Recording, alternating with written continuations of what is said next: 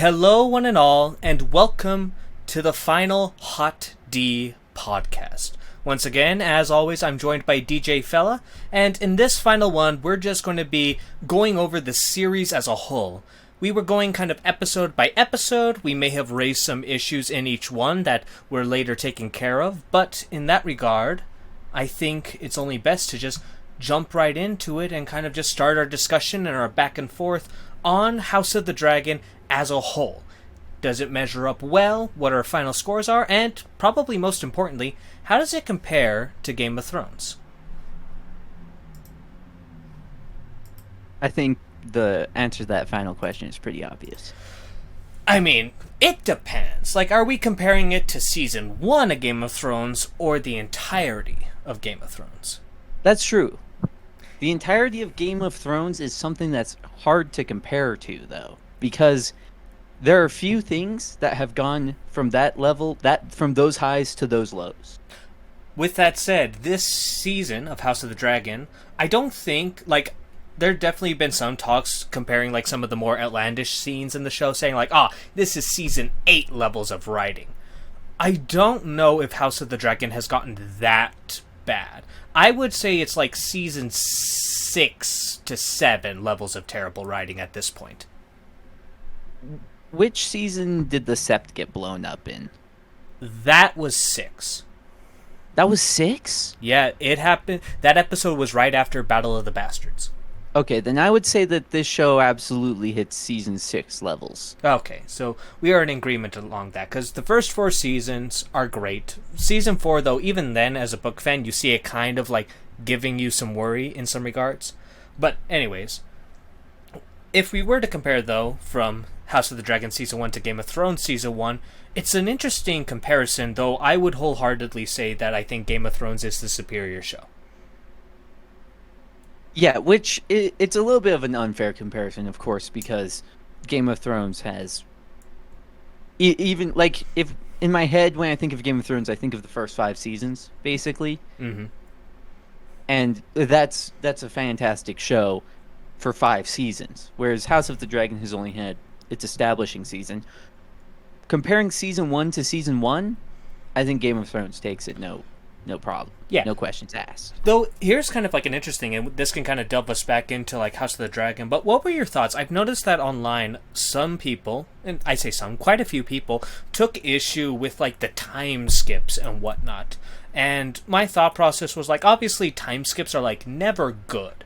But I think House of the Dragon did for the most part handle time skips very well. There's only a single instance that I can really recall where I was deeply annoyed that they just time skipped over it. Yeah, I mean, the time skips, I don't think there's any way you could tell this story without them. Mm-hmm. Like, otherwise, just this one season could have easily been 8 seasons Yeah, right. worth of content if they didn't do time skips. And it wouldn't have been the most engaging content. Yeah. There would have been a lot of freaking, lulls. That being said, I do think there were times when they could have handled the time skips better. I do think there was some important scenes that they time skipped over. Mm-hmm. I mean, I think the most obvious example was Corlys beating Joffrey to death. What? Did I say Corlys? Fuck, Kristen. Yeah, the scene, Kristen getting reprimanded for that would have been nice to see. The one that bugs me a lot is Otto being named Hand of the King. Mm-hmm. I would have really liked to have seen the build up to that. Yeah, as well as like the kind of king's justification, especially because like in the book you can play it off as Viserys is kind of dumb, which to be fair, in the show, he still is kind of dumb, but not that dumb, especially when he gives his reasoning for removing Otto as he's not trustworthy anymore in that regard. Yeah, and nothing has changed on that front. Like, the reason he removed Otto is still entirely relevant when he reinstates Otto. Mm-hmm.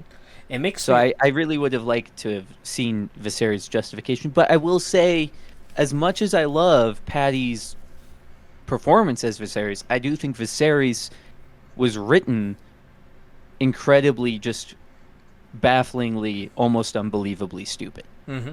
I mean, I think there's a couple of ways you could take the character of Viserys. You know what? I think that's actually a good way. We didn't really talk about how we were going to kind of play this out, but maybe going by character and talking about them. Do you think that'd be a good format? I mean, I think the just let the conversation flow. We can start with characters. Okay. I'm fine with that. So I think we're in agreement that Viserys is probably our favorite character in the entire show right now. Yes. Bar none. And I think I can agree with you.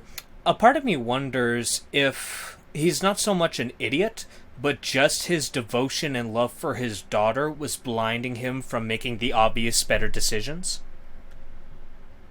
Yeah, but at a certain point, you gotta acknowledge that the decisions he makes aren't even what's better for his daughter. Mm-hmm. Especially when how things are going to be turning out. Yeah. But Which it's made even more frustrating for me in the last episode when Rhaenyra says that she, like, I don't know, didn't she says something along the lines of not even really wanting the responsibility anymore? Like when she was talking with Viserys while he was like on the deathbed?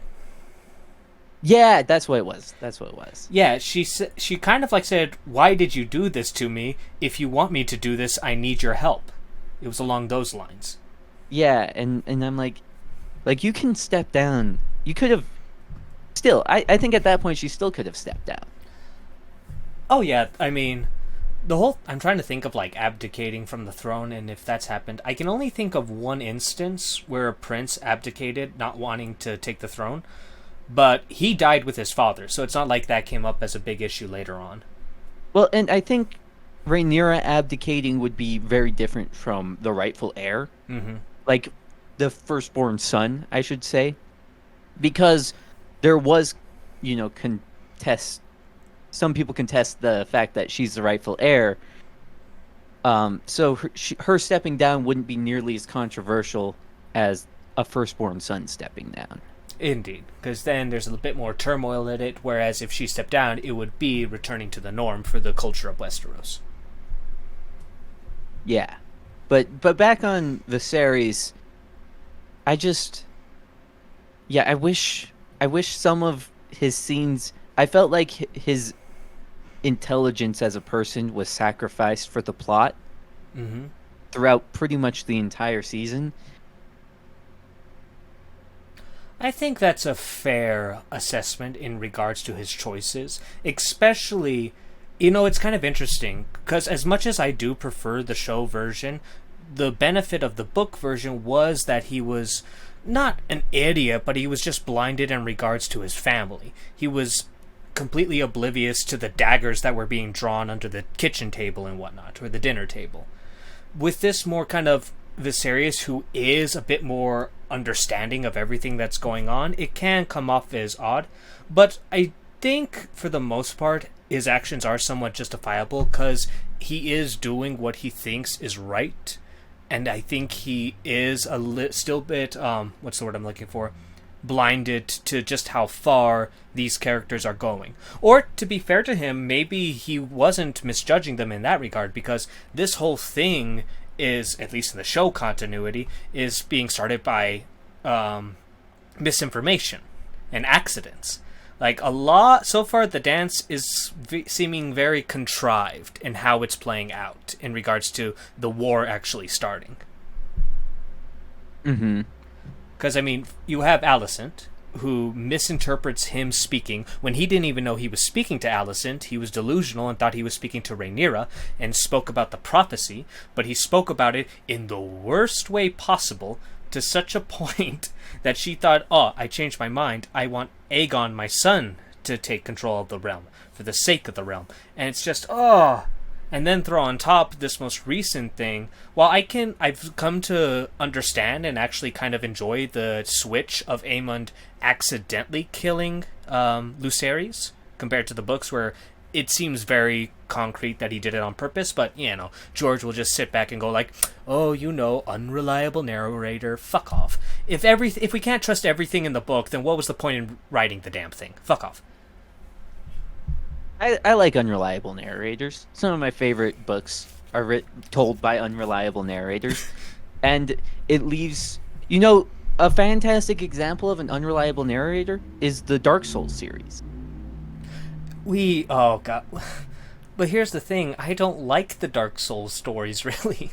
Oh, I love the Dark Souls stories. There's something so fun about, going through a story and trying to piece together not just like what you've been told, but what actually happened. Like trying to figure out what the narrator wants you to believe and what might have actually happened to lead them to tell you that. I don't know. I appreciate a good unreliable narrator. Unfortunately, the TV show does not have an unreliable narrator. Mm-hmm. The TV show is, you know, shown pretty much just this is what happened. Yeah, this is one of the Which, weird instances where the show continuity is going to kind of overrule the book continuity, at least in some serious regards. Now it's official. Aemon didn't kill his half brother on purpose. It was an accident. yeah. And I guess Rhaenys really did burst through the pits of the dragon pit, killing a bunch of people, and historians just didn't write it down. Yeah, and Viserys was just constantly going on about a prophecy that was never going to come true the entire I mean, time. to be fair, that addition, as much as I dislike it, it's not like a confliction because they made it clear he only told Rhaenyra and no one else. Yeah, I guess it's not confliction, but It it is dumb. it's terrible. What made you not like Aemond accidentally killing his brother, half brother? Wait, not half brother, cousin, right? No, half brother. No, nephew. Oh, you're right. I'm sorry. God, these Targaryen family trees. Yeah. They're not trees. They're a fucking circle. Anyways, it was. I think it's a bit of like my snobby, bookish elitism, where I'm just very hesitant to accept changes from the source material because I feel like more often than not, it doesn't improve anything. There are obviously exceptions, and it was just like my first kind of gut response, as well as maybe a little bit of like, ugh, this seems a little more contrived. But I thought about it a bit more, and know and understand that controlling a dragon isn't that easy. I mean, Daenerys is probably the best example we have because she's an in-depth character we look into in the books when it comes to controlling dragons, and she fucks up all the time. So Aemond having difficulties controlling the largest and most powerful dragon to currently live, I can buy that. It was probably just kind of a gut reaction, as well as feeling a bit off. I don't know, especially like Show Daemon, I always kind of felt like, yeah, he's the kind of guy who'd kinslay. Aemond, you mean? Did I say Aegon? You said Daemon. God damn it. Which was confusing me because I feel like we've discussed that Daemon kinslaying is probably one of the only things he wouldn't do. Yes. I'm beginning to think... Unless it's his wife. I'm beginning to think it might be better if I just give nicknames to all these fuckers. Right? That's what I've been saying the whole time. But speaking of that though, let's move on to the topic of Daemon. Because would it be fair to assume that for both of us, he's probably our second favorite character? Yeah. I haven't given as much thought to my second favorite character as my first favorite. Well, I didn't give much thought to my first favorite, if I'm being honest. It was just obviously Viserys. Mm-hmm. So I would give a tentative yes. Daemon is probably my second favorite character. Okay. And here's the thing. I actually agree with you. Of all the other characters, like Daemon is probably my second favorite. Though, I have to say, I'm a little annoyed as a book reader because they seem to be going out of their way to take away any sort of, like, sympathetic things that were hinted at in the books. Like, we get that he likes his family, obviously. That seems to be, like, his one redeeming quality in the show. But despite that, they're also making him a bit of an asshole family member. Like, remember when his wife committed, murder-suicide? Yes. By Dragonfire? They cut out the scene where he was hugging and consoling his children, apparently. Yeah, they've done a really bad job of showing Damon grieve, I think. Uh, Like, so it just makes him feel completely apathetic mhm. to all the suffering that his family is going through, which I would say kind of contradicts his character, where family is one of the only things that he really does hold dear. Apparently, they also removed a scene of him mourning the loss of Viserys as well. I did hear though that apparently they might put these scenes back in, like on a Blu-ray release. To which I said, "Who the fuck uses CDs now?" Yeah, I mean, I can see it, for I mean, I guess it doesn't make as much sense in the age of streaming, but in TV broadcast days, you had a time slot you had to make sure things fit into. Mm-hmm. So I think that's probably a relic of having to fit into TV time slots. Does Game of Thrones, does House of the Dragon air on TV? It, Is cable a real thing? Do people have HBO still? you know, now that you mentioned this, I'm in assisted living and I was working at a home. And as I was flipping through the channels for one of the individuals, there was HBO and it was streaming House of the Dragon.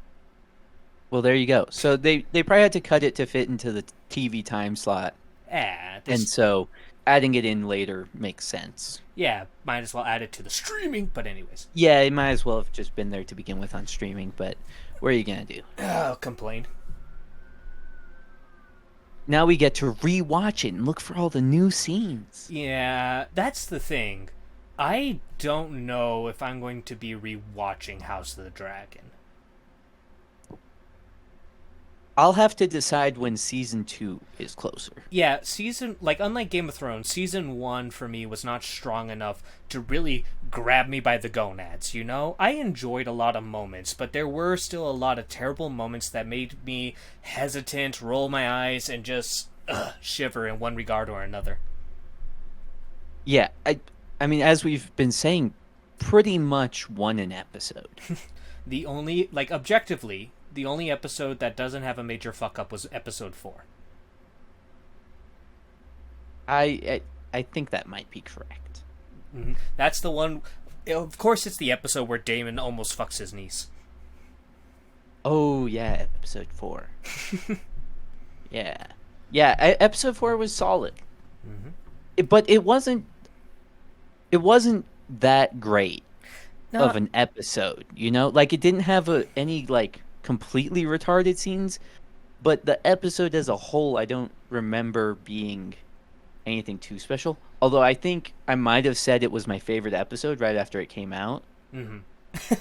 I mean, I was always a little dodgy with it. I mean, I couldn't objectively criticize a lot of it, but it was just subjectively, it just didn't have the same kind of emotion behind it and whatnot. It delved a bit more into, the romance between Damon and Rhaenyra, along with the Kristen Cole having some ambiguity there and all that kind of stuff. It was like branching into the whole kind of romantic tension between a lot of characters, which just wasn't for me. I thinking back about it, I like episode 4 pretty good. It was good. Because I feel like a lot of that romantic drama, the political intrigue involved in that romantic drama, that's a lot of what I love about Game of Thrones, or like Westeros or George's writing. And episode 4 just gave us that, and it did it fairly well the entire time. Whereas like episode 1, you have them throwing in weird turny murder scenes because they needed to get that Game of Thrones action in, whatever that means. And it leaves a sour taste in my mouth. Yeah, and not to mention episode 4, while I do have entertainment issues with it, it just, wasn't my cup of tea. I will say the ending of it, when there was consequences for all this shit going down, that was when it was at my height, when we got to see Rhaenyra lie through her teeth right to Alicent, so that starts the building blocks of Alicent starting to mistrust Rhaenyra. We have Daemon being a right bastard in a lot of regards, and as well as the influence that would eventually lead to Kristen changing sides to Greens. There's a lot of good stuff in episode 4. Objectively, I think it is the best episode of the entire season. Yeah, yeah. Now that we're talking about it, I think I 100% agree. I think it was probably the episode, it 100% the episode with young Rhaenyra, but possibly overall all season Rhaenyra where she was the best, Hmm. like the most consistently written. Because I felt like in a lot of the earlier episodes, Rhaenyra would like do this weird flip flop between bratty girl and like weirdly intelligent political meister, you know? I'm trying to think of moments where she was intelligent because I know that the writer said that she was intelligent. Which that's part of it. Like the scene where she flies to Dragonstone while Otto's confronting Daemon and like deals with like there's certainly debate about how smart that actually was, but the show definitely portrays her as being extremely capable in that moment. Yeah, I mean, my criticism on that moment isn't so much Rhaenyra, but Otto. Because Yeah. the fuck you doing there, Matt? What do you think is going to happen? Does he honestly think there's no way Damon's going to kill him? I mean, after episode 10, where Otto does the same thing, but like when war is inevitable at that point, that scene, the first time it happens, doesn't seem nearly as stupid in hindsight. Yeah. Maybe it's just Alzheimer's or something. Dementia. Maybe he forgot about the first time. I mean, he got away with it the first time, so maybe that's why like he felt he could do it again. Jeez Louise. Since we're talking about like all these bad moments, why don't we kind of like go through the bad moments and decide like which one is worse? I think we already know which one is worse, but I think we should still kind of talk about some of the other moments. Fair enough. So, episode 1, that was the bloody brawl breaking out during the joust, and no one interfered. The nobility didn't look shocked or anything, and this was despite being under the peaceful reign of Viserys. I've heard some people defend this, saying, Viserys wasn't there, or, Viserys was a weak king, but horseshit on all those accounts. The police don't let you get away when the police chief isn't around. They still arrest your ass for breaking the law. And Viserys, whatever you want to say, he had a strong grip on the realm. And so there's no way his soldiers would just let people be lawless, especially under Daemon's command. Do you see how thorough they are? Yeah. Well, maybe Daemon told them to let the 5 go, because that seems like something Daemon might do. Man. I would say as far as shitty scenes go, this one's pretty tame. Yeah. Compared to what we get later on. Yeah, it's definitely a very jarring thing, and I think it somewhat accurately prepared me for the rest of the series. I'll admit, of all the issues that we've had in future scenes, this one is probably the weakest. Or strongest? I don't know. Point being is it's the least offensive. Yeah, because you gotta consider this scene doesn't really affect the plot in any major way. It doesn't have any like large plot implications that make the plot function worse. It does affect world building, which is of course important, but it doesn't destroy the world building. Mm-hmm. Like I still believe Westeros is a place.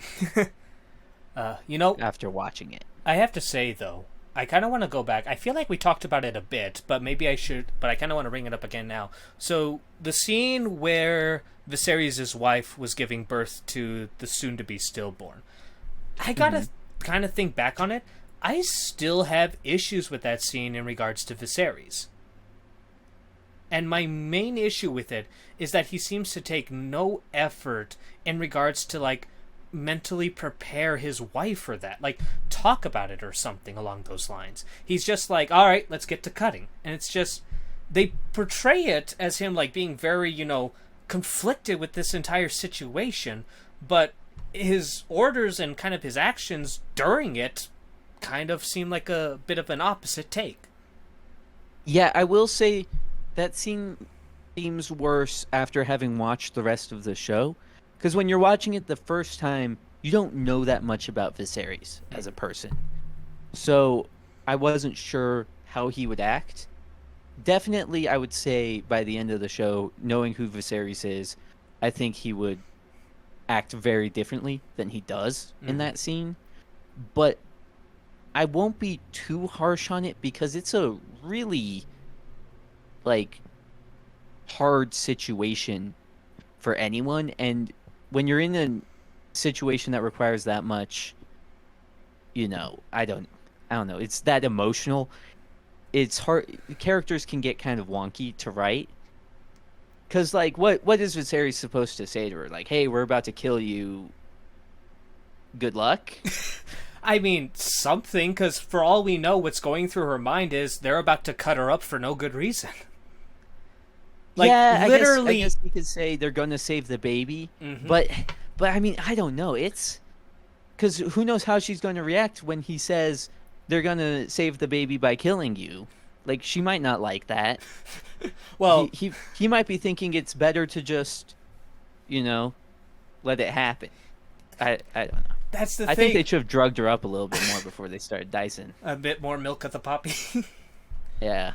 But yeah, it's just like one of those situations where I feel like doing anything would have been better than nothing at all.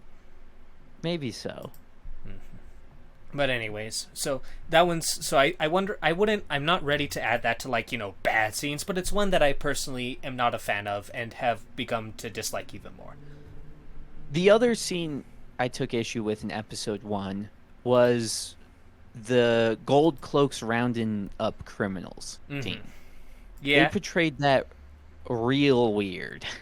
Yeah, because it's like, oh, they knew all these guys were criminal. Like, and we have to obviously take into account that they did a good job, because Otto Hightower makes no mention like, oh, you guys were just beating the shit out of civilians and castrating them and whatnot. Nah, because if Daemon did, Otto would have brought it up. So we have to assume that these gold cloaks are just executing and arresting and castrating criminals that are well known to be criminals. My only question is, if they are, why the fuck aren't they behind a jail cell? Yeah, I don't... Like, it seems like there's got to be a better way to go about that. Like there is a trial system in Westeros, right? Yes. I thought there was. I would say, though, that trials seem to be more so for the nobility, whereas common folk are probably, I'd say, lucky if they get a proper trial. I guess fair enough. Yeah, I just... Like, if you know where they are, why wait for one night to round them all up at once? Why not just, send guards to people's places whenever you know there's a criminal there? Yeah.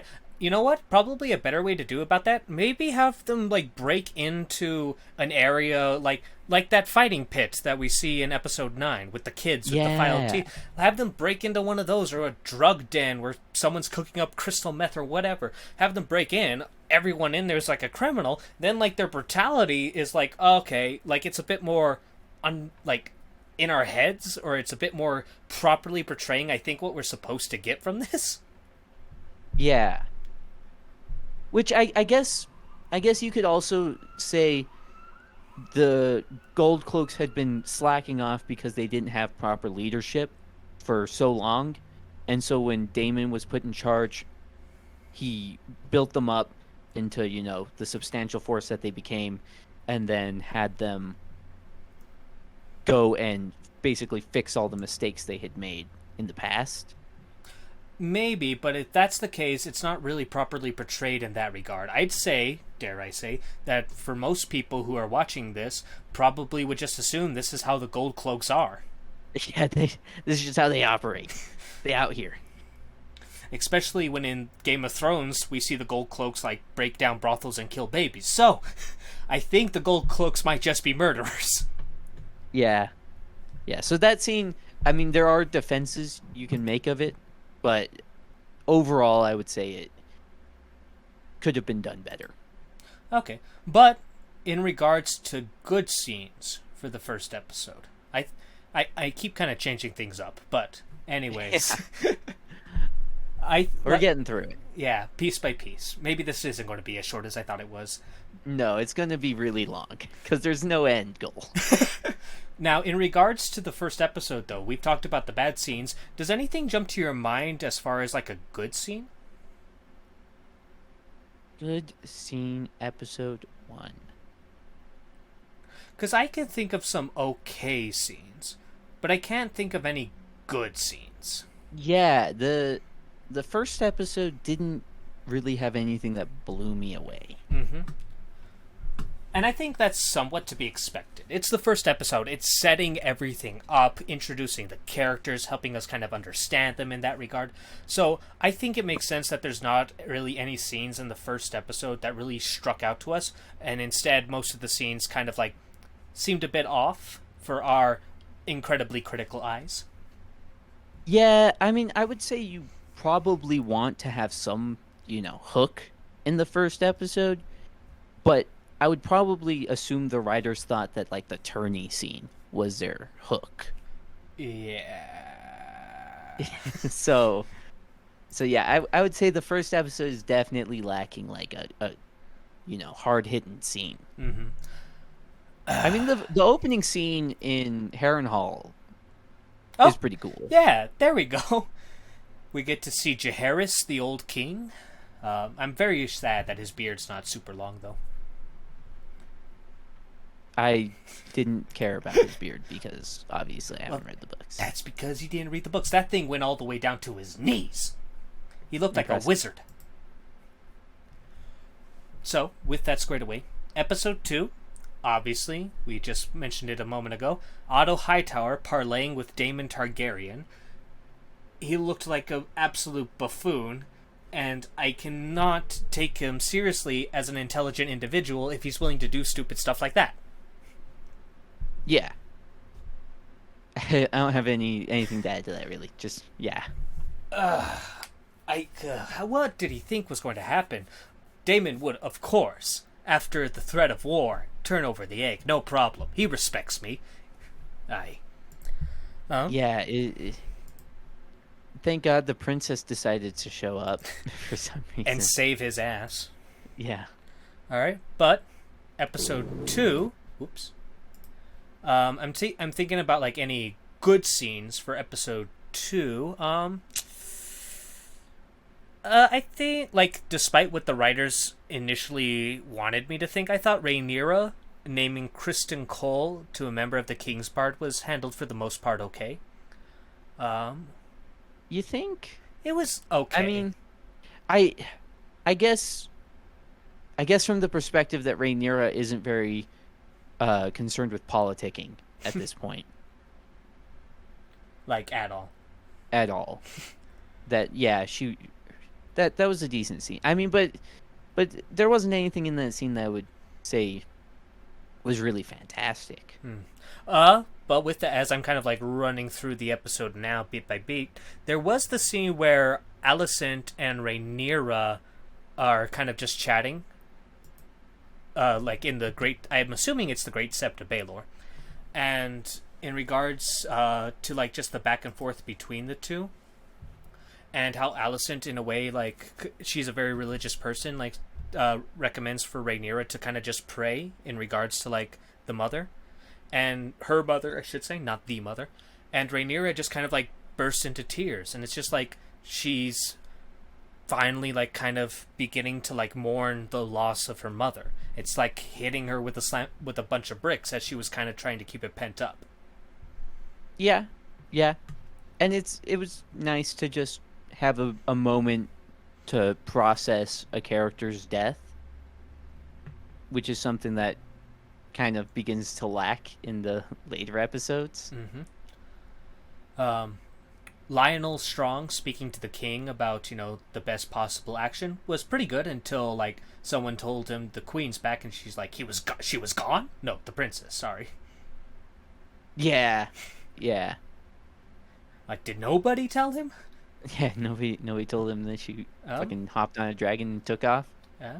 And I will say, I actually really enjoyed the scene between Kristen Cole and Daemon. Corlys, Valerion, and Daemon.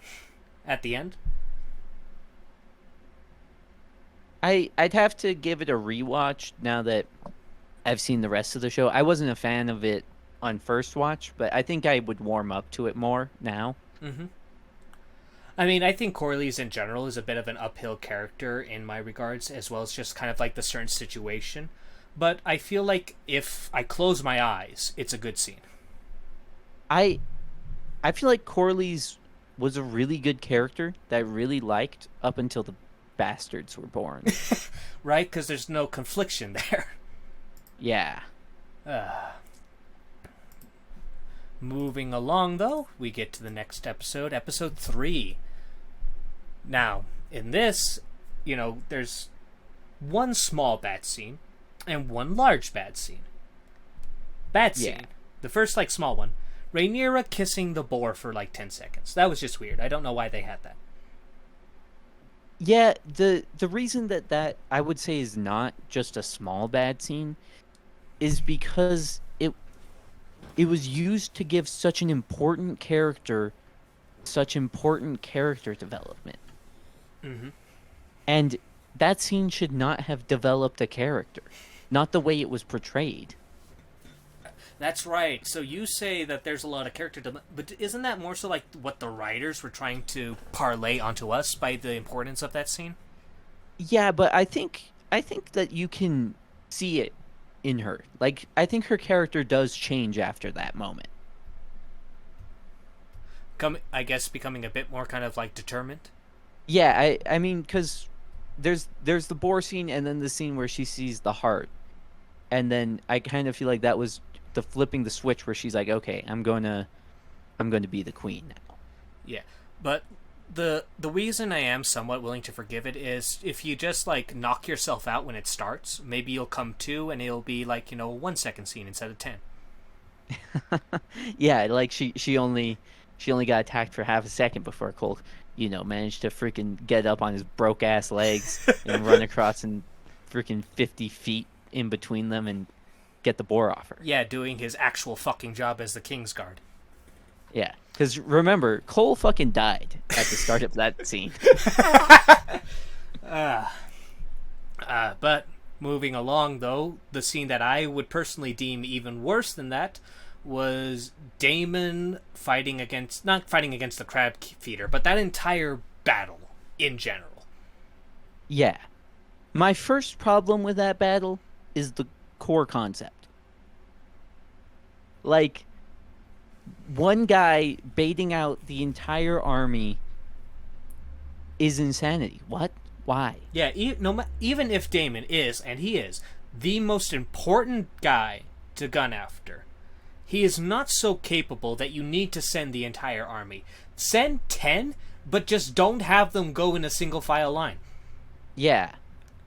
And then, hit him with a couple barrages of arrows while he's, held still by a group of enemies. Mm-hmm. And it's, over. And then the allies coming in from literally nowhere without the enemy seeing them. Mm-hmm. And the dragon, too. Not to mention the enemy army, staying out to fight rather than retreating once the dragon came and the enemy attacked. What the fuck? You guys know why you were in those caves, right? Yeah, and it's like they make it obvious that the crab feeder knows it's bait at first. Mm-hmm. So how come after Daemon gets injured, he decides to send out the whole army? They're baiting you out. Do not send out your whole army. What are you doing? It's just they're trying to make Daemon Targaryen look like a badass. And to be fair, he does seem pretty badass, but it's just that the intellectual leaps one needs to make for this to actually become a scene, it's terrible. And they cut out the scene of Daemon killing the crab feeder. That was his big moment. Him killing the fucking crab feeder. Why would you cut that out? Did they cut it out? Because I thought it was very intended for us to not see that. Or are you just saying? I don't think they recorded it and then cut it or anything. I'm just saying they didn't show it. Yeah, especially if you're going to go gung ho on spectacle over substance, go all the way. Give us a cool duel between Daemon and the crab feeder, him with his hammer and Daemon with his Valyrian steel sword. And that would have at least made sense at that point in the show, Yeah, honestly, if they replace the big battle with the duel between Damon and the Crab Feeder, I might be more forgiving because I could just make shit up of how the battle went.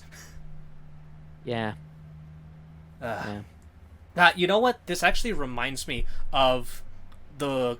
I don't remember what, like, the battle was called, but the zombies against, like, Winterfell... The Battle for Winterfell, I think it was, or the War of the Dawn or something, in the final season of Game of Thrones. Like, it was obviously just inconceivably stupid writing. And they didn't even go so far as to give, like, the proper spectacle payoff. Because something that I was positive was going to happen was every character with, like, a Valyrian steel weapon was going to fight a White Walker. I thought for sure Jorah was going to die fighting against, a White Walker. I thought Brienne would be able to cut one down. Like, all these characters with Valyrian steel weapons are able to fight these guys. But they don't even do that. We don't get a single guy fighting against anything above a zombie. Yeah. I mean, I didn't think about how cool that would be to see all our Valyrian steel-wielding folk killing legit White Walkers. That would have been really cool. Yeah, but no, they didn't. It's incredible how... But I will say that is, like, the smallest of all the problems with that battle. I know, but I'm going to say, if you're going to toss, like, writing and intelligence out, at least give us some actual decent spectacle, not Jon Snow killing a dragon by yelling at it. Yeah, if you're going rule of cool, you gotta go rule of cool. Mm-hmm. You gotta commit to that shit. But, the battle, the boar, those are terrible scenes in episode 3, but the best one, in my regard, is when Viserys... You know what, just like a lot of Viserys scenes, I'm willing to say, like, most of them. Yeah. Because when he's, like, drunk and, like, chatting with Jason Lannister, like, do you have dragons to give me?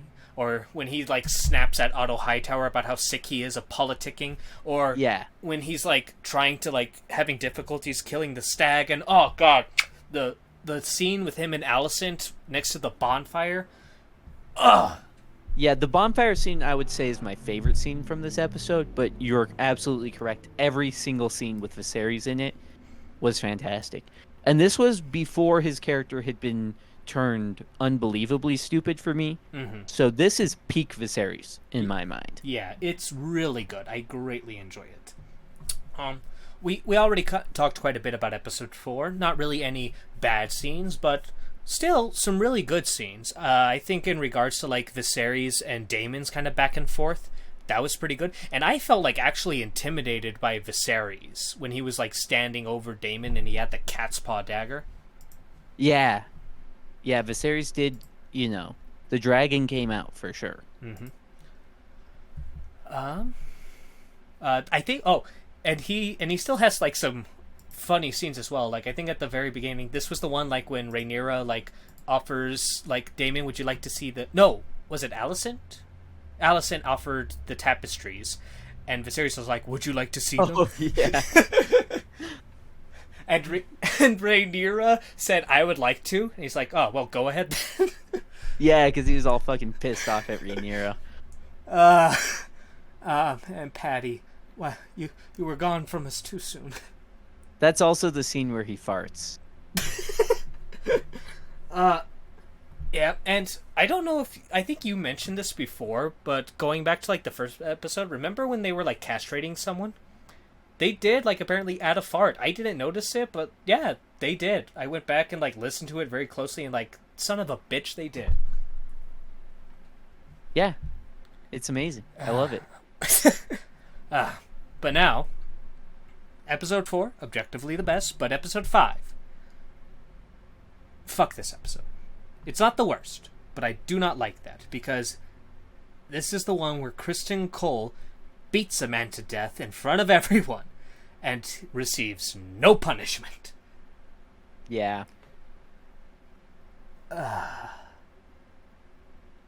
With that said, in regards to good scenes from this episode, nothing's jumping to my mind, like off the top of my head. Okay, I remember. This is the episode where Otto Hightower leaves because he's because the episode 4 was when he was removed as Hand of the King. And so we get to see that wonderful scene where he's like drilling it into Alicent that she needs to become more brutal and look out for her children. Because yeah, that was really good. That was a fantastic scene. Which, this might make me stupid, but that scene also, like, he instills in Alicent how important it is for her to make sure her son becomes king. But that was also the scene where I was like, oh shit, yeah. Mm-hmm. It's kind of a matter of life and death for these boys. At least they believe that. I mean, even if Rhaenyra wasn't planning on killing them, I think she would have had to end up killing them at some point. Maybe.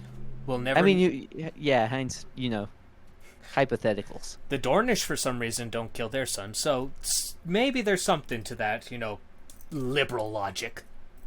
I also, in this episode, really liked the scene where Rhaenyra and Cole are talking on the boat. That was going to be the next one I would bring up.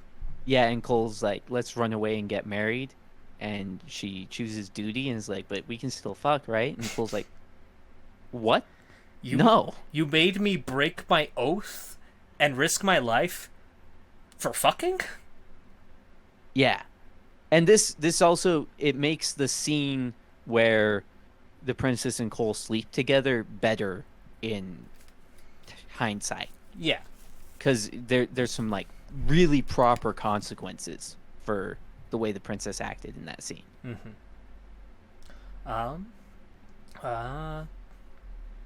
Kristen Cole confessing to Alicent was a fairly well-handled scene. I remember when I first saw it, I thought it was a bit contrived, but I think I've warmed up to it a lot, just in that regard. It is definitely contrived, but it felt believable. In how it was well-handled contrivances. Yeah, it wasn't like the king on his deathbed. The wedding was okay until, that scene. Yeah, I was enjoying the wedding. I was enjoying Daemon's wife's brother, or whoever that guy was. Daemon's wife's brother. Oh, right, the House Royce. Yeah, I was enjoying him being kind of, like, upfront about shit. Which, nothing ever... I mean, I guess they time skipped over him. Yeah. But, like, did he end up with Daemon's wife's stuff or something? What happened there? Nope. Pretty much, he made a plea to the Lady of the Vale, who was head of the entire region, and she said, fuck off. You're not welcome here either. To Daemon. To Daemon. Which, I was actually kind of, like, looking forward to that. It's a real shame to, like, it would have been a decent girl boss moment, Is her hating Daemon going to become relevant in season 2? Don't actually have to answer that. But just a thought I had, because they were talking in episode 10 about the Eyrie being one of their allies that they can rely on, because there's blood relation there with Rhaenyra. But I mean, the show does not touch on how much they hate Daemon, so it'd be kind of hard to convincingly do. But I mean, I assume in the books, that wouldn't matter. So if they're following the books, then I could see it. Interesting. But with that said, though, we should probably, I feel like, talk a little bit about Daemon killing his wife. Now, I've only begun to... at first I was like, I thought it was a dumb scene. Now I kind of hate it. Why? So, first off, even if I ignore book purity, the way Daemon goes about killing her is ridiculous. He shows up with, like, assumably no weapon, though who knows, maybe his sword's under his, outlaw hoodie. But the fact that, the horse leaps up and happens to stumble and fall on her to where she can't get away. And it's not like Daemon was in any situation where he could chase after her if that didn't happen. He was on foot. What was he going to do, run after her? Yeah, but at that point he hadn't attempted anything. That's the whole thing. Like, are we all supposed to interpret like he wasn't planning on killing her? I don't know. Yeah, his intentions before she hits the ground are real weird. Cause like it seems like he must have been planning to kill her the whole time. But you're right. For that first few moments, it's like, what the fuck was Damon doing? It's like if he was planning to kill her, then his plan is ridiculous, and he's just lucky it worked out the way it did. If it was on accident, then what was his real intentions? Which, I don't know. I doubt it was an accident at this point. There's... I mean, it has to have been an accident. Now, the more I'm thinking about it, because like, yeah, he had no plan. Obviously, he didn't, because he grabs a rock to kill her. Like he clearly had not planned anything. I mean, maybe his plan was, I'll go walk up to her, scare her horse, it'll buck her off, and then I'll make it look like that's what killed her. But I feel like there's still got to be a better way to go about doing that. Yeah. Like, just get a club and bash her on the back of the head when she's not looking. Or something that I thought of, you could use your dragon to, like, start an avalanche to crush her, maybe. Oh. That would be a pretty cool, like, natural thing. My only concern is, like, people might see the dragon. Like, it'd be easy to see the dragon from a ways away. Yeah, but how else did he get there? Yeah, but I mean, people would see the dragon starting the avalanche. Maybe. Depends on where he does the avalanche. I'm saying no one around here, obviously, so... And they're next to, like, a cliff. Just have, the red worm knock some rocks down. Make it a little bit more believable rather than, oh, her face was bashed in terribly by this one rock. We don't see him bash in her face. So I'm assuming he rolls her over and bashes in the back of her head. Maybe. Gives some plausible deniability there. But yeah, I mean, it's definitely a weird scene. Mm-hmm. And to be fair, it's not like the book has anything good off it. She just dies by happenstance and whoop boo doop doo. So I can see the potential with this change, but it's still, I feel, very poorly handled. Yeah, they didn't really do anything with the potential either. Like, the ambiguity of whether Damon killed her or not isn't used to really great effect. Like, there's the one guy at the party calling Damon a murderer. And then nothing comes of it after that. Yeah. But with that was episode 5. Now, on to episode 6. That is where we have the worst scene, easily being Lena Villarion sneaking away while pregnant and in the middle of giving birth, bleeding all crazy, to commit suicide murder by dragonfire. Yeah, which it's especially weird because presumably she heard the not Maester guy say, we can't save her, but we might be able to save the baby. Mm-hmm. She heard that and then was like, fuck that baby. We're both dying. Yeah, and I get she's Valerian, like not Valerian, the race, not Valarian, the family. But why would she choose to go out with fire? Like, she's also half Targaryen, I guess, but there's less painful ways. I mean, I can buy that. I can buy that she would choose to burn to death as her way to die. But again, like, see, when I was first watching it, I thought it was going to be some, like, Daenerys with her dragon babies thing, where her baby was going to somehow survive the fire. Mm-hmm. And then it didn't. And it was just like, oh, shit. I still remember you mentioning that, and that would be a beautiful scene. I'm definitely going to use that for my upcoming novel. But anyways, yeah, so that easily, bar none, the worst scene in this episode. Now, in regards to good scenes, there's a lot. I think there's a lot of very strong scenes in this episode. Some of them are a little bit iffy, but I think overall the other moments are really good. Like, I think I can guess which scene is your favorite? I actually don't know which scene's my favorite. Well, let me tell you what scene's your favorite. Okay. It is the scene where Aegon is beating it in the window. Oh, God, fucking hell. Oh, no, believe it or not, that is not my favorite scene. That's not your favorite scene? Oh, man.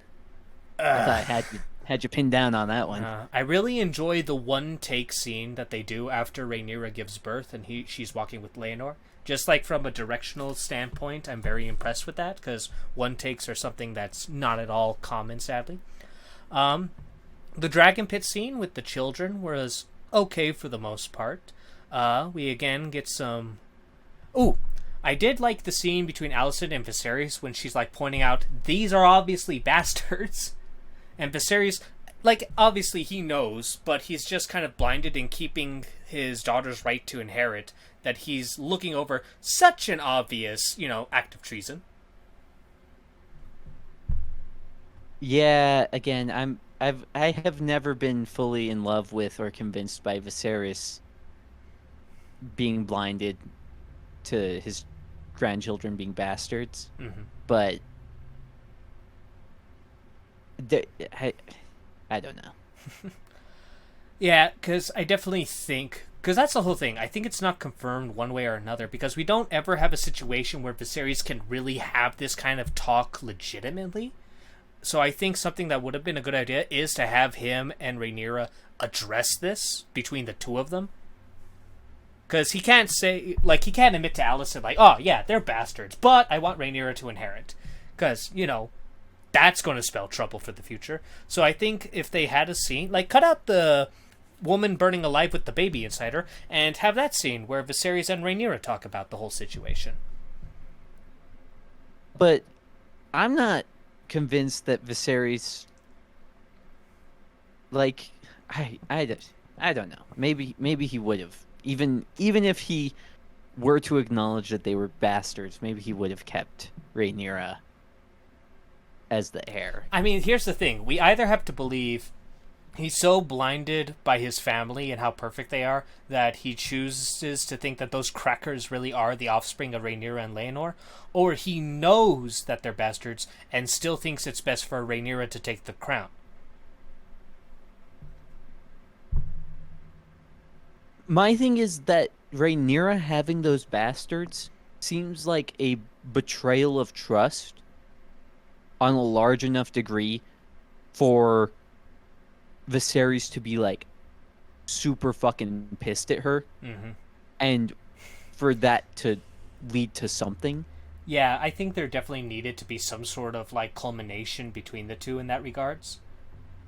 Yeah, if there had been a scene where they like hashed it out, I think I would have felt a lot better about Viserys accepting the bastards. Yeah. I guess. So it would have been hard to write a scene where they hash it out. I can kind of understand why the writers didn't do that. Well, maybe they shouldn't have done other changes then. But yeah, I think you're right. A scene where Viserys and Rhaenyra talk about the bastards would have helped a lot. But yeah, so yeah, I think you convinced me that in that regard, that's actually kind of a terrible scene, just because it's hard to gain what Viserys is, and we're never really told his like justification or how he's looking at everything playing out. So yeah, this is, you know what? It's sad to say this. This is because of that. It's probably Viserys' weakest episode. I mean, I still think the performances were good, but yeah, like I said, I just was never fully sold on the writing for Viserys after the bastards were born. And that's like, a suffering not alone to Viserys. There's other characters who suffer due to this. Yeah, I mean, I would say the plot of the show as a whole definitely suffers for me. It affects a lot of characters as well. It's probably my biggest issue with the show is the way they handled the bastards. I think that's the biggest splotch. Like, even if they kept all the other bad scenes, like everything was exactly the same, but the bastardry was just handled better. Like whether they race swapped the Strongs and the kids or didn't race swap the Valerians, either or would have been an improvement. Yeah, I agree. I think the only other scene to kind of comment on is probably the burning of Harrenhal, which resulted in the Strong's death, and it's a very interesting dive into Larry's Strong. Yeah. Yeah. Because, like, before this, you knew Larry's was kind of up to no good. But when he fucking, like, murders his brother and father, you're like, holy shit. Larry's is fucking crazy. Yeah, and he did this all for feet. He did it all for feet. But royal feet. They are good feet. I won't dock him that. Now, we have the 7th episode. And so a lot of my issues with this episode, I feel, are as a book reader. So I kind of want to hear you say what your thoughts are. Like, what would you say is like the standout really bad scene? Let me look through my notes real quick. Mm-hmm.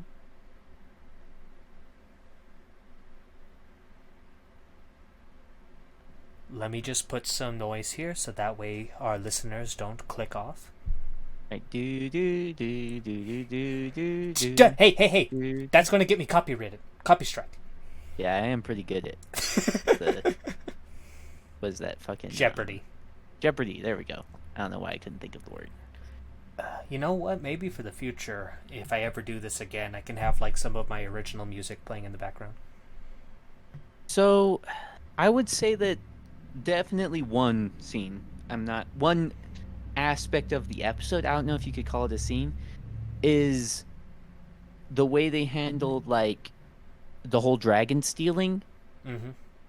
Like, Aemon sneaks off, and the little girls see him steal a dragon, and they go to their cousins to tell them, and somehow during all of this, where like royal children are running around, no guards are alerted, and they confront Aemon, who also apparently doesn't have a guard who's supposed to be watching after him. The Kingsguard just aren't doing their job.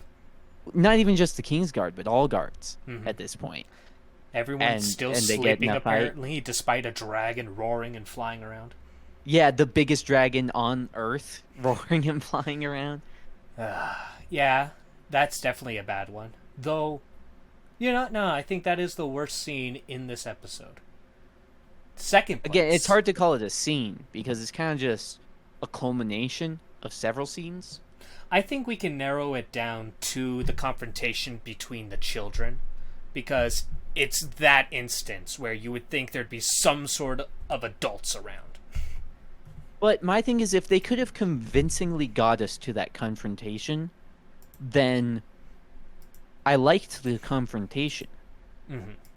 It's just, I didn't like any of the build-up to that confrontation. Yeah. Now, I would put up as an option for the worst scene is, while it starts off really good, the scene between Corlys and Rhea Targaryen. His wife. Rhaenys? Yes, Rhaenys Targaryen. So, yeah, I could see that. So it starts off good, She's just very jaded and angry about the daughter passing, which is fair. Corlys tries to calm her, such as, you're placing blame on someone who doesn't deserve it along those lines. But then it gets to the topic of inheritance. And obviously, they both know they're bastards.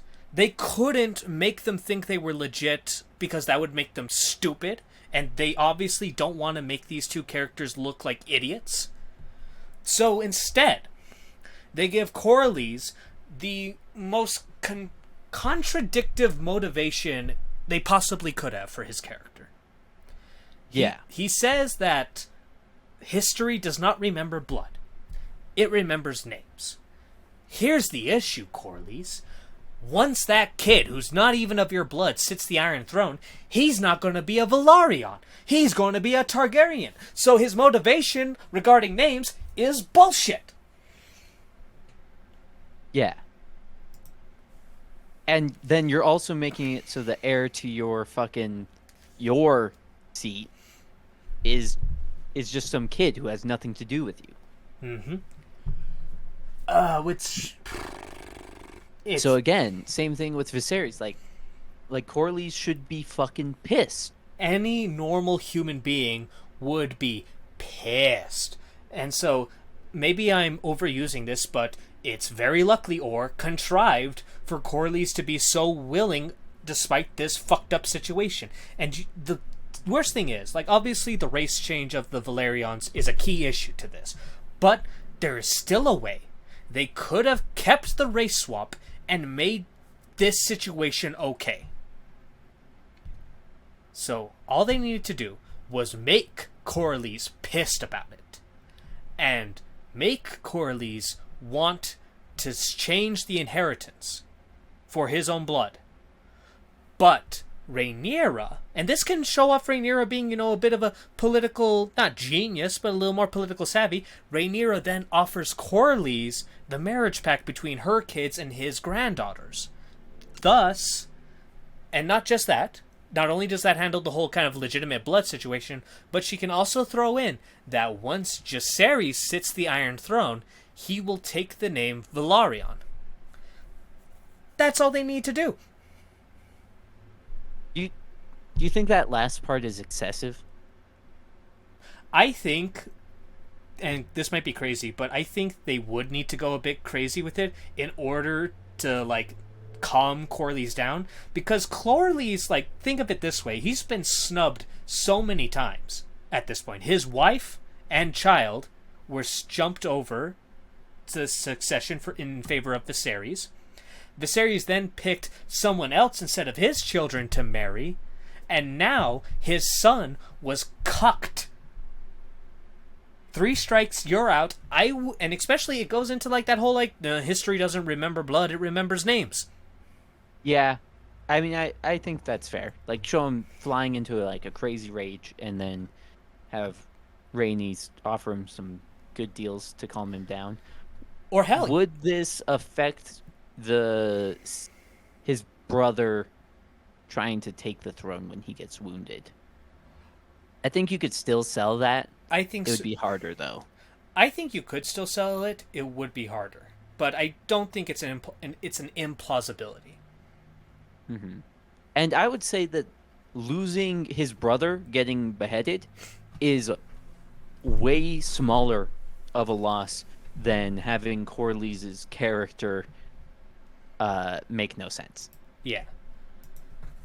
But in that regard, we talked about all the bad scenes.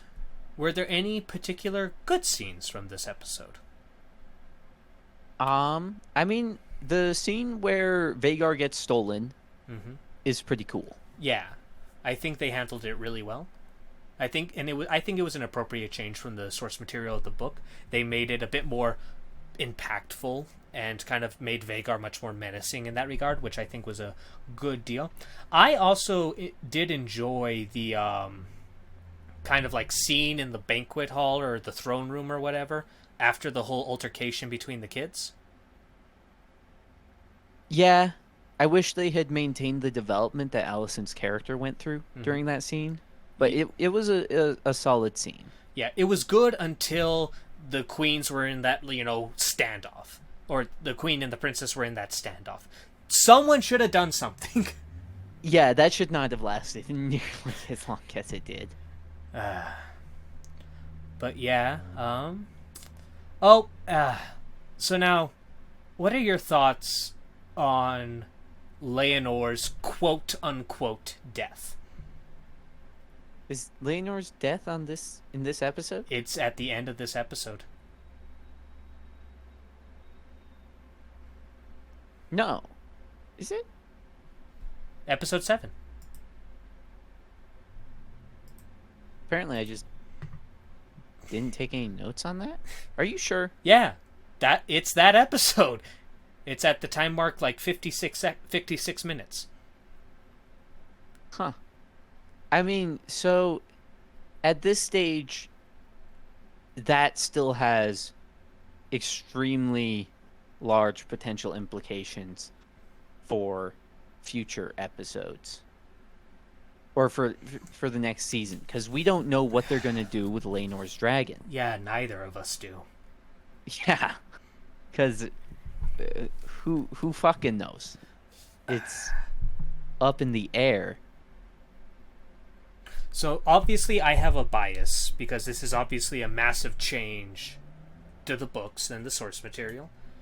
I will say, though, that I'm not a fan of like how they fake the death in general. It seems like very weak to me. Yeah, definitely kind of a half-assed death faking. I think there are probably better ways they could have done it, but I do understand that most of my issue with it is in regards to adaptation rather than functionality. Though I'm not a fan of like Rhaenyra coming up with this, because really this only kind of hurts her position.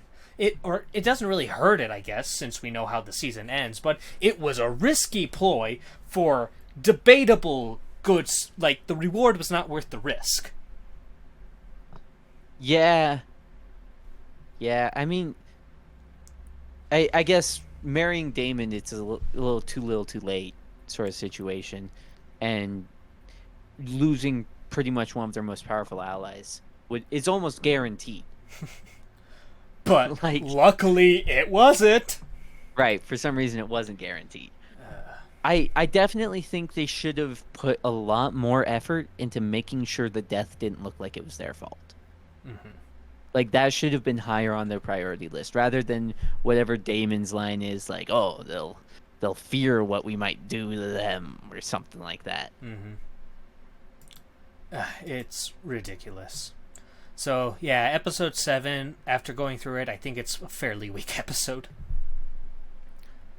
Yeah, definitely a fairly weak episode. It's not the most offensive. But we'll get to that one.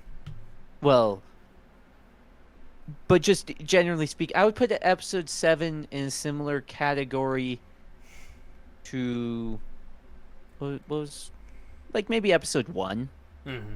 You know, where it's not a great episode, it's not a terrible episode. It's just kind of there. Yeah.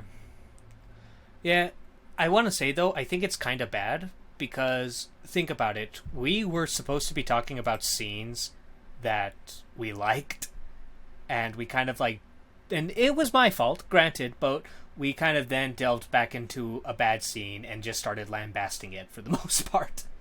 Yeah, it definitely might lean more towards bad than good. Mm-hmm.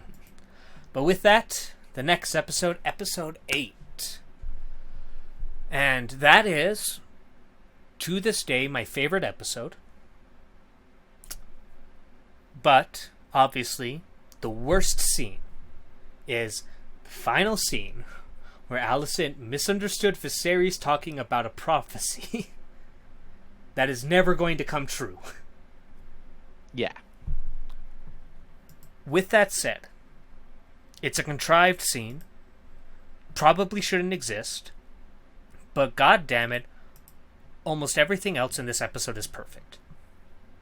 Everything else in this episode is pretty good. And I will say this episode has the best scene in the show. Oh, bar none. Any of those pieces of shit who are praising the scene where the dragon bursts into the dragon pit, fuck yourself. The best scene is when Viserys, sick and weak, walks to the Iron Throne in order to help protect and keep his daughter safe, and then Daemon walks up, picks up the crown, and places it on his head, assisting him. Oh, it's so good. Best scene in the entire show. Yes. And 100% agreed. It just goes to show you, you don't need spectacle to have these amazing moments. You just it's need a good fantastic writing. Scene. Exactly, because you have characters that we've come to know and we've come to love acting in ways we understand, and in extremely dramatic moments. Man, I even watching this muted with just subtitles, it's still so good. And fun little fact, I learned that apparently the crown falling off, that was an accident. But they just kind of went with it. And that's how we got like Daemon holding it and then placing it on Viserys' head at the end. Really? Yeah, How? Because they must have reshot it afterwards.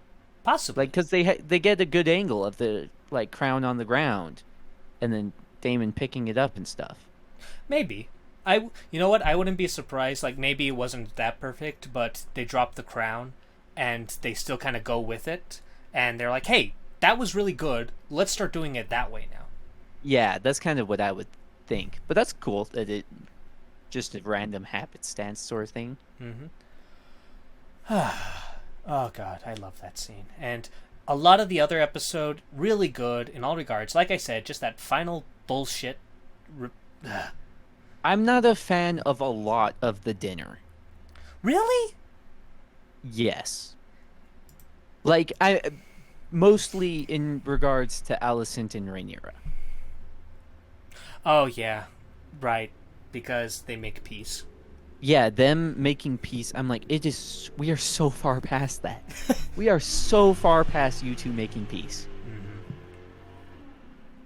Like, I think it would have been a better scene if it had been like Viserys old and just trying to have one last dinner with his family, and his family just being spiteful to each other the whole time because they're literally planning on killing each other. I think we still get that once Viserys leaves, and I think that's the moment We get that from the children, but we don't get that from Alicent and Rhaenyra. Mm-hmm. Which I think Alicent and Rhaenyra should very much be at each other's throats at this point. Yeah, I think so, but I do think the children being spiteful towards one another was enough to satiate me in that regard, because it's enough to where we can see it and everyone else can, but Viserys is still kind of blind to it, and especially like when he leaves, it gets even worse. Yeah, I mean, but Viserys at this point is blind to pretty much everything. He's half blind at the very least. Yep. But also, we have to kind of give credit to his speech at the dinner table. Yes. That was also another... Oh, man. This was the perfect episode for Viserys to go out on. Yes, Viserys had a fantastic send-off ignoring the last scene. Mm-hmm. And I came into the show expecting very little from Viserys, but I got so much, and I am so happy for it. No matter like how bad the season is as a whole, or how terrible the next seasons may become, which I hope they don't, but at least we have Viserys and his story, his growth, his character, and his moments. It's like, at least we have the first 4 seasons of Game of Thrones. In this case, at least we have Viserys. Yeah, I can mostly agree with that. I will say, favorite part of the dinner, when they set the pig down in front of Aemond.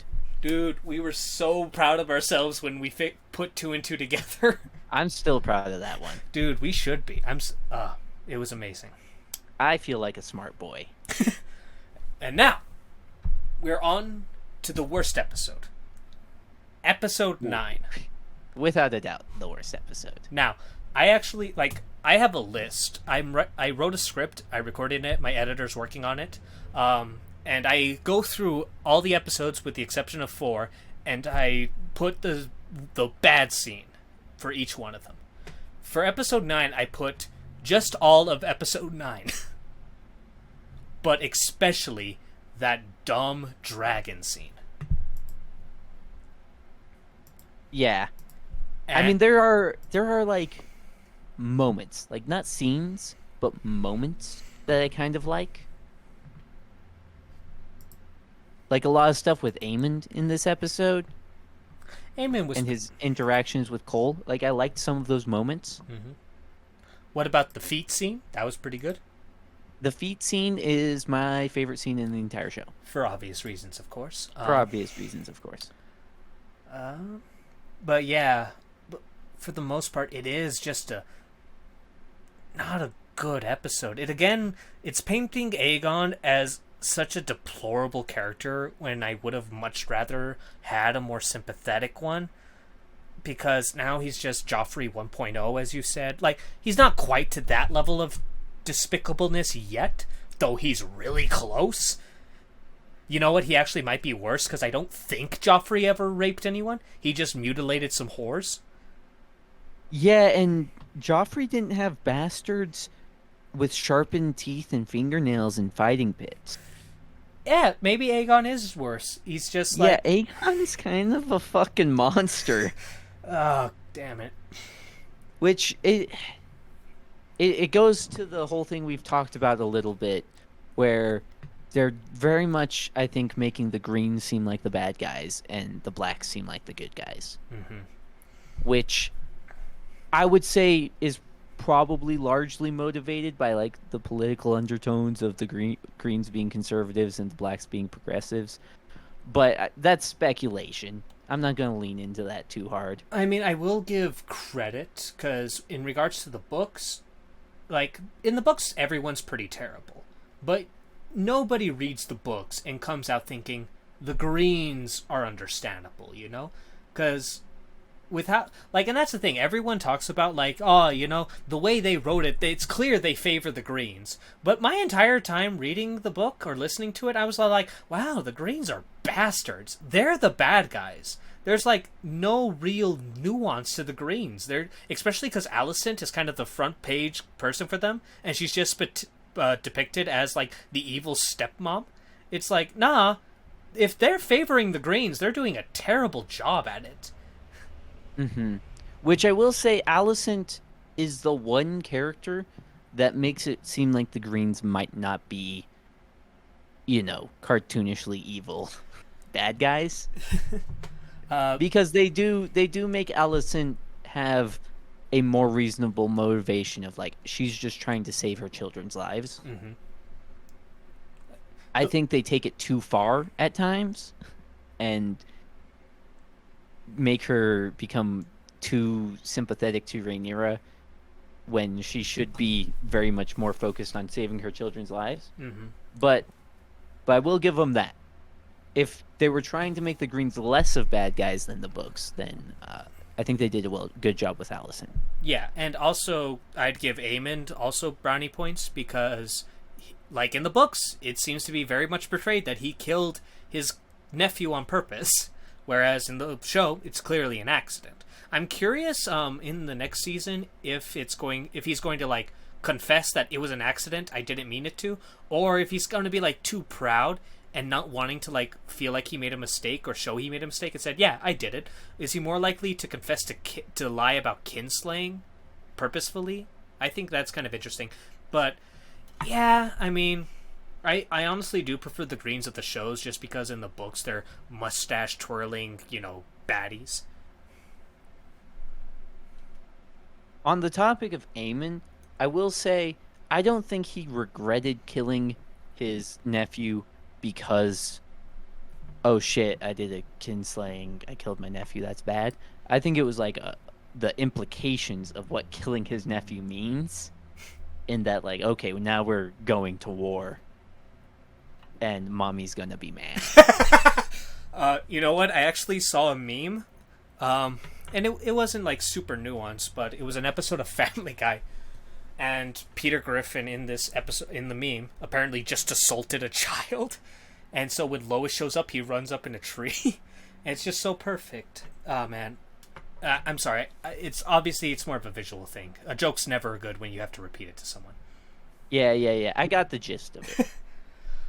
But I feel like, you know, we've talked about, like, a lot of this garbage, but we have to address specifically when Rhaenys bursts through the floor with her dragon.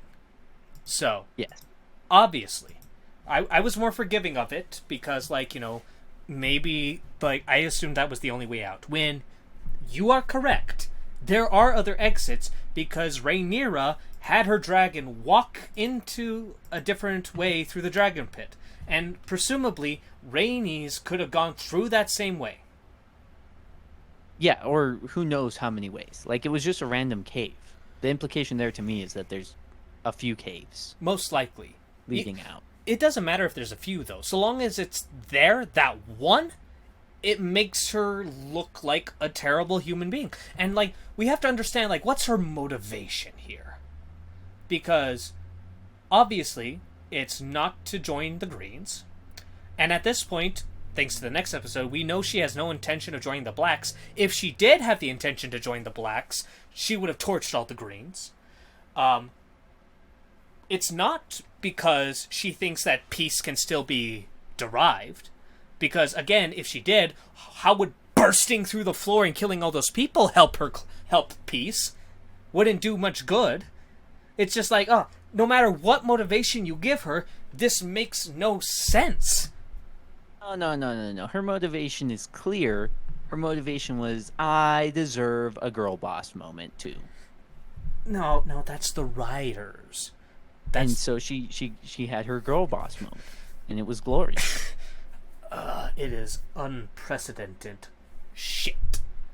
I don't think it's the worst scene, but it's really close in the entire show. She had clearly just finished watching She-Hulk and was feeling extremely empowered, and so she went ahead and bust through the floor. Because if she had watched She-Hulk, she would have been twerking on the dragon. That would have made the scene perfect. Oh, God. But yeah, episode 9. Easily the worst episode in the entire series so far. Yes. And I pray, no episode is worse than this one. I'm hoping that because we're getting into war, they are not going to need to make up spectacle. Yes. They'll have plenty of spectacle with the war, and so they can just tell it, like it should be told properly. In fact, they might have to take back some of the spectacle depending on how much of a budget they have. I mean, I think this season was really successful. I heard that the final episode had like 9 million viewers. Yeah, I think I was actually like legitimately surprised because when I first heard about House of the Dragon, everyone, all the critics, everyone was like, ugh, nobody cares. I was in the camp of like, nah, there are still people who care. And there are going to be a lot of people who check it out. But it's not going to be as big as Game of Thrones. No way. I was wrong, as was everyone else. Because I think like this is like the most successful show HBO has put out, right? I don't know. So the final episode, the season 1 finale had 9.3 million viewers. Game of Thrones highest viewership. 19.3 million viewers. 19.3. So that is 10 million more, which I would say is a couple. You are correct. So we're not anywhere near Game of Thrones popularity yet. To be fair with Game of Thrones, that was like 8 seasons of it building up. Like, kind of, so maybe, who knows, maybe by the 4th season we'll be able to crack 20 million. Wait, so that was the finale? The finale had the highest viewership? The final episode of Game of Thrones brought in a series record of 19.3 million viewers. That's crazy to me. Oh, wait. The finale, titled The Iron Throne, broke the record set by last weekend's episode, The Bells, for which 18.4 million viewers turned in. I would have thought that viewership would have been declining by season 8, honestly. Yeah, it breaks my heart, but I can't really blame anyone because I watched it too. I mean, I did too. I was like, I've watched it this far. I might as well finish it out. But like, I know people that stopped watching after season 7. They were the smart ones. They were the strong ones. Yeah. But yeah, just cut this episode out. It never existed. Except for it has some pretty important plot shit and character shit. No, so you can't really. As far as I'm aware, episode 8 has a time skip, and we go to episode 10. All right. That's true. They have cut more important stuff out. But episode 10, and with this, we're getting some deja vu. Otto Hightower, again, coming to talk to dragon riders with no dragons of his own. There's you could somewhat, maybe, if you had brain damage, justify the first time Otto did this. You can't justify this time, though. Yeah, I mean, like I think I said this earlier while we were recording. Maybe he just had a bunch of confidence from the first time going so well, and so he was like, okay, I can do that again. It's not just Otto who's an idiot in this scene, though. Rhaenyra lands behind them, so they're trapped between like a dragon and a bunch of soldiers, gets off her dragon, though, and walks through the enemy to her husband. Yeah. Again, like they all seem to feel weirdly safe around each other. For people who are about ready to go to war with each other. Yeah. Like, I get it. I get, like, you know, proper custom is they don't kidnap or hold you at sword or kill each other. But you don't actually ever put the ball in their court. Because that is a bet that you lose. Yeah. Especially, we're talking about Daemon here. Like, Otto does not trust Daemon at all. Which is why the first time he did this, it was so stupid. Because he was like, the king can't go. Daemon might kill the king. I will go. And so, this time, Daemon has way more reason to kill whoever goes. And he does it again. And let's face it, Daemon was going to do it. It was only thanks to Rhaenyra he didn't. Yeah. I mean, I guess Otto had a lot of faith in that random page of a book that Alicent handed him. Which, and in case you're wondering, if I remember correctly, that page of the book was actually in regards to a lore character, a historical character from Dorne, Princess Nymeria. And I'm a little skeptical as far as like the kind of situations or what kind of message was being sent. But I'm not. I mean, I don't think the content of the page really matters much. I think it was about Alicent has held on to this page that Rhaenyra ripped out of her book all those years ago this whole time, and, you know, gives it back to her to be like, remember when we were, you know, kids and all we had to worry about was memorizing this book about the histories? Maybe. Which it could be, you know, a heartwarming thing if they hadn't given us every reason to believe that Rhaenyra and Alicent were ready to kill each other to save themselves and their children. Yeah, just, you know, 2 episodes ago or so. 3, actually. Yeah, and like they do this weird backpedaling on their bloodthirstiness, I guess, I would say. And I'm not a fan of it. Yeah, and while we're still on the topic of rather bad scenes, I think most of Rhaenys and Corley's scenes were kind of shit.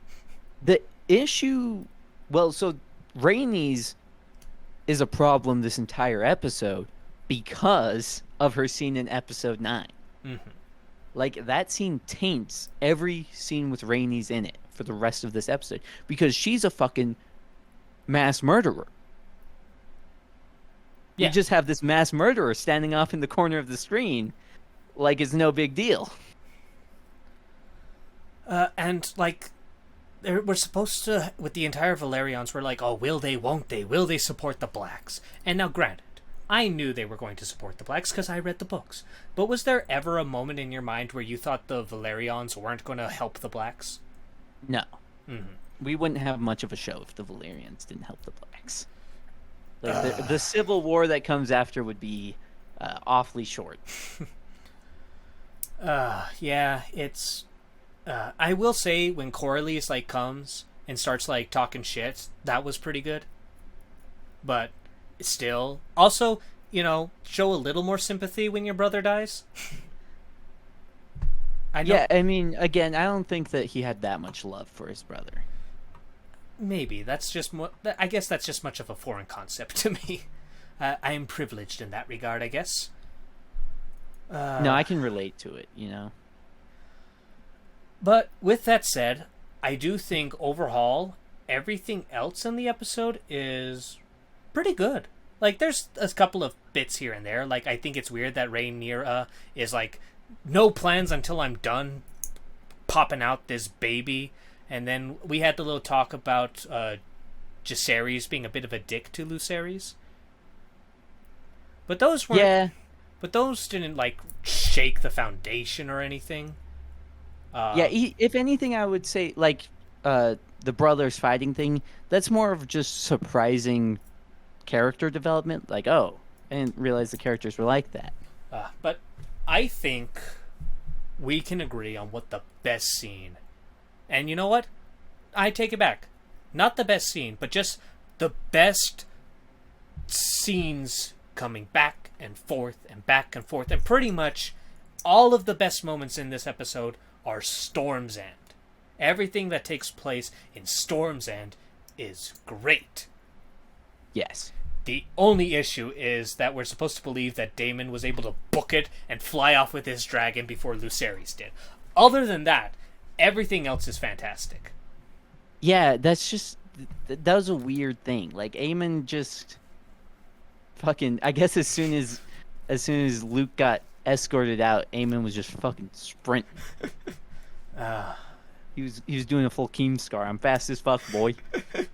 He was probably throwing his arms back, to get more speed. Yeah, Naruto run. But I think like if I were to pick like the single best moment from Storm's End, I think it's the reveal of Vhagar. Yeah, that's definitely up there. The only moment I would put in line with that one is when we have the below shot of Luke flying on his dragon away, and then we see Vhagar's fucking flying over him. Oh. Ugh. Like I said when we were reviewing the episode, I had knots in my stomach like the moment Vhagar was revealed for the rest of that episode. And even though there's not a lot to comment on, I think the scene where Daemon like walks over to Rhaenyra and escorts her over to the fire to give her the news, I think that's a good scene. I know you had your questions about how the fuck did he hear about this. And I mean, those aren't even criticisms. I'm just like curious, like how did this news get around and make it to them so fast? Well, and was it so fast? Because we don't know how much time passed. Yeah, probably. That's the thing, though. Like, one would assume it's been a couple of days for this news to reach them. In which case, I feel like they probably should have been worried a lot sooner, because I don't think it would take days to fly back and forth from Dragon's... Well, and maybe what happened is when he didn't come back when they expected, Daemon went out to look for him and found a dead dragon washed up on the shore or something. You know what? There we go. I'll take that. Yeah, like, I mean, it's not a criticism that I have. It's just I would like to have an answer to it. Mm-hmm. One thing I was watching the Nerdrotic podcast with Mahler, and one thing they discussed about this scene that I thought was kind of interesting was they wished that they had done like a parallel scene with Rhaenyra hearing the news and Alicent hearing the news. Which obviously would have gone against their thing that they wanted to do with the last two episodes where it was like a green episode and a black episode. But I think that would have been really nice because I'm extremely curious to see how Alicent reacts to this news, and they better not fucking skip that next season. I don't think they will, because at the very least we get the reactions for them in the books. From Alicent and Otto. And Aegon, of course. So it doesn't make sense that they would cut that. I'll actually be honest with you. I've kind of stopped watching those streams as well as like any Game of Thrones content. I just came to realize like after like working on these videos and whatnot, I need less Game of Thrones in my life. I understand now. Like I remember like I always heard about, creators not really watching videos that are like their own, and I get it now. I get it. Interesting. With that all squared away, you and I have like kind of chit chatted a bit back and forth. I am of the mind, like I was originally of the mind to give this even as high as like a 7 out of 10. Like it's pretty good. But then like as I thought about it a bit more, I started to like level myself out as a 6 out of 10. And I know you said that you were more in line of a 5 out of 10. I don't know if I'm quite. I will say, I think that having stewed on it for a little bit, having listened to some other people's thoughts on it, I'm probably a 6 out of 10 now. Oh, thank God, I don't have to change. I think I think a 5 out of 10 would be me comparing it to Game of Thrones. Yeah. But like, I think if I'm just thinking of it as a standalone show, it's a 6 out of 10. Yeah. Like it is a little bit better than pretty much anything else coming out now. Yeah, I can't think of like really anything as far as show related that has the same level of quality. Certainly nothing from the West. Definitely nothing from the West. But hey, from the East, there's some good stuff there. Japan has never let me down. Yeah. I mean, they somehow made me care about a show about a guy who turns into a chainsaw. I mean, not even care for me. Be passionately invested in a show about a guy turning into a chainsaw. But in case anyone listening doesn't know, that is Chainsaw Man. It's currently airing. We both recommend it. We're both thoroughly enjoying the first 3 episodes, I think, are out now. Yes. But this is not a podcast for Chainsaw Man. This is a podcast for Hot D. And I think we've kind of laid everything out. Is there anything in particular you want to maybe talk about or dive into? I don't think so. I think we've kind of done a pretty good covering of the whole show. A little disorganized at first, but once we got going, I think we got our thoughts outlined pretty well. Yeah, we found our groove and we were able to stick with it. So, with that all squared away, DJ Fella, as always, it's a pleasure to have these talks with you. And to everyone listening who managed to make it far, thank you very much. I'm going to be returning back to my more normal schedule of a video every 2 weeks instead of 1. And with that squared away, I hope you all have a good day and be safe.